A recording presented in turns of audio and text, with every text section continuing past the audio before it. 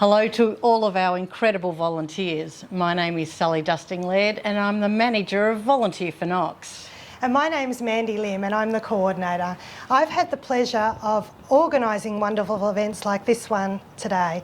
Today we're celebrating National Volunteer Week and especially celebrating you, the volunteer, and giving thanks to all the wonderful hard work and dedication you give to volunteering. We all know that you as volunteers not only give your time, kindness and compassion, but you all contribute to the social fabric of our community. In fact, volunteers have a value worth of $43 an hour and contribute a huge $3.4 million annually to the Knox economy. So in terms of a dollar amount, that tells us exactly how valuable you all are. But we all know that volunteering goes way beyond a dollar amount.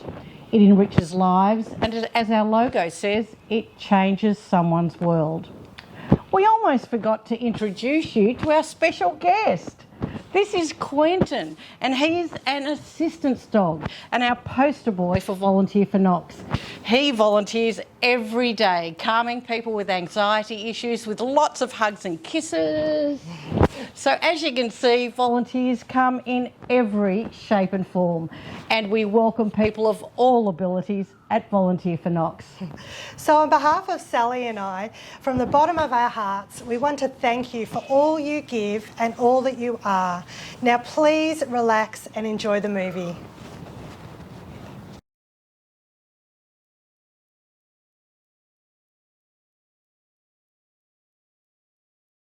We do tours that you can come, and on a Tuesday at the moment we have been offering clubs to come and have a tour, a guided tour, come and sit here and have some lunch, and we have a band playing. We get funding for particular items, cassettes, to save them so they're in fear of disintegrating, because a lot of things are not meant to be kept for 50 years. CDs even. I remember delivering Meals on Wheels for the Knox City with my 3-year-old son, and we had the best time. I think the children need to learn that, that you can share your time, and doing that, and there was a need. The old dears, as my son used to call them, need their lunch. Well, I retired and we shifted into a unit, so there wasn't much to do around the unit. So I then got onto the computer and typed volunteering in the East. Came here for an interview. Once they read my CV and see I'd had a bit of recruiting experience, that was my lot done. The volunteering is terrific, but there's no point being here if you're unhappy. The recruiting's rewarding. I think we have the opportunity to get people who want to do something.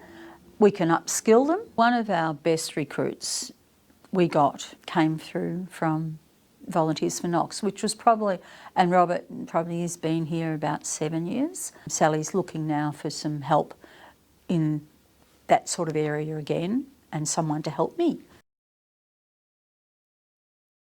Since the early 70s, I have been a volunteer for the Filipino community organization, and this is already part of my life. I love volunteering. The chess club came about some 5 years ago, and it all started when we joined the Knox walkers. After our walk, most of the women will be joining each other, having a cup of coffee, and most men just standing bored somewhere in the corner of the shopping center. Anyway, I met Sally Dusting-Laird, and she was the one whom I spoke to about the idea of having a chess group right here at the Westfield Knox community space. And Sally she loves the idea, and she immediately said, "Okay, Eddie, I will help you out and I'll give you a go." This country has provided us a lot of things in life that were not available in my old country back home. So I thought, look, I have been privileged to be able to benefit from this good country. So I thought I'll have to give it back. The people that are running this chess club at the moment are composing of volunteers, and mind you, they're also happy to be able to do something, and they come here regularly, and they're not being paid. Amazingly, they're enjoying themselves, mixing and doing something in the form, as well as also enjoying the game of chess. We have quite a number of volunteers who came around and helping in one way or another that they could, setting up the chessboard in the morning, packing up in the afternoon. And so now, even if I'm not here, I have somebody who look after this facility here in Westfield Knox. And I advise everyone to please, if you have some time, to be involved, particularly with our community, and have a go. Volunteering is good. It's not only that you are helping our community, but it helps to generate further interest to people who out there.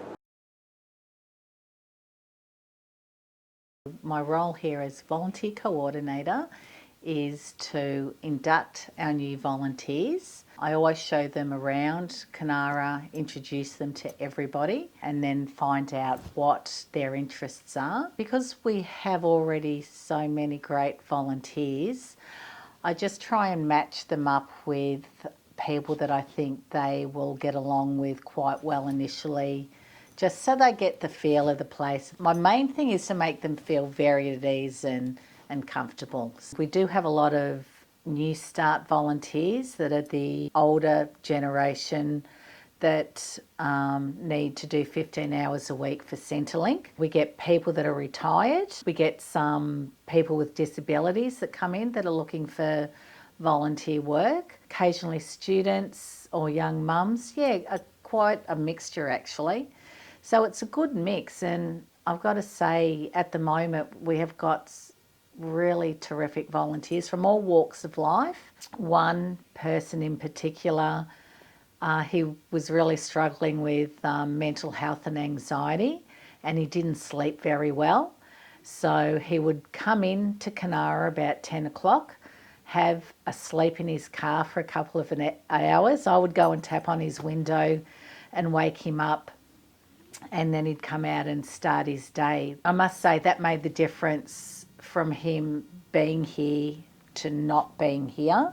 And at the time we had the interchange young adults with disabilities in. He had such a natural flair and a natural way with them, and he became part of setting up the activities and chatting and really being on board while that program was running, and he loved it. So he went on to do his Cert 4 in disability, which was fantastic. People initially might know what they want to do or don't have the confidence to do it, but because this is such a warm, welcoming place, just over time people gain their confidence and their self-esteem, and then all of a sudden they're blooming and they're shining, and that's my absolute biggest reward. If you can tailor like-minded people, but then it's also super important to put volunteers in a group with different people,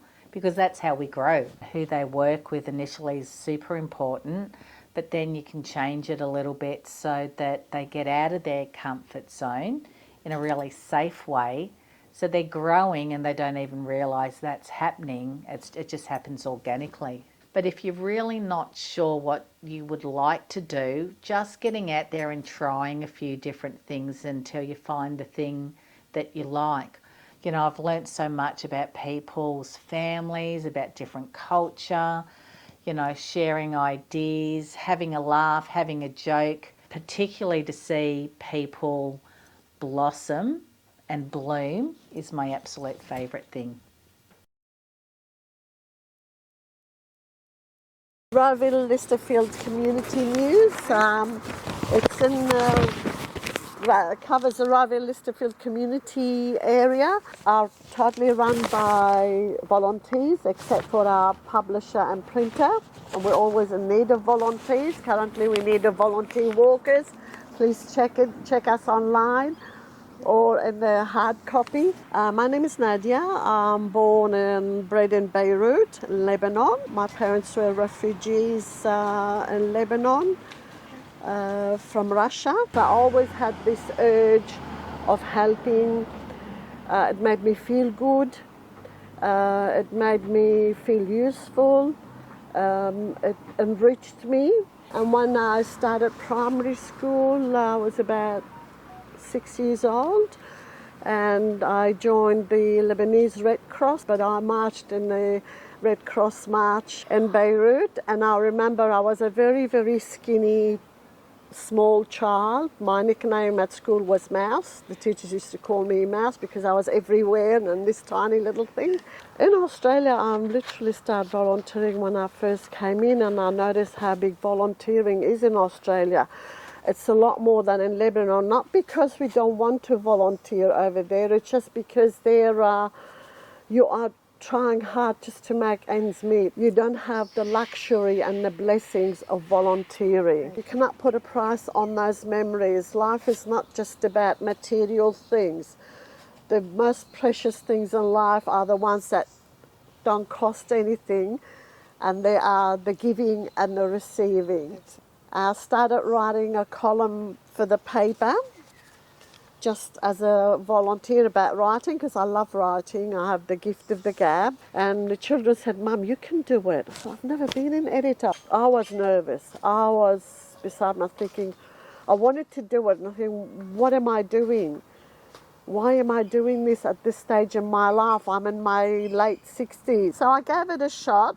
I've been a deliverer for about 20 years. Now you're the editor. Now I'm the editor and the deliverer as well. I never knew I could do a newspaper, edit a newspaper, and here I am a year later and I'm loving it. Don't look at the top of the ladder. Go one step at a time. Good luck to all the volunteers, a valued asset to the community and the country. Thank you.